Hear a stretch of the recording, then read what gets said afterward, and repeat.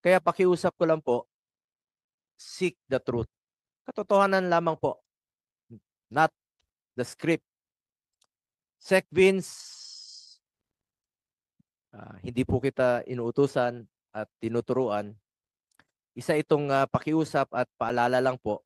Ang issue ngayon ay tungkol sa ghost, substandard, o anomalous flood control projects. Kung wala kang sinisino-sino o pinipili, kasuhan niyo po at pakulong kaagad yung mga totoong mastermind. Yung totoong buhaya. Mag-focus po kayo sa mga magnanakaw at korap. Ikulong na yan, mga kurakot. Alam kong kilala mo sila. Di mo pa siguro mapangalanan, pero pakiusap ko po, tumbukin niyo po. Tumbukin niyo po. Huwag nang paligoy-ligoy pa.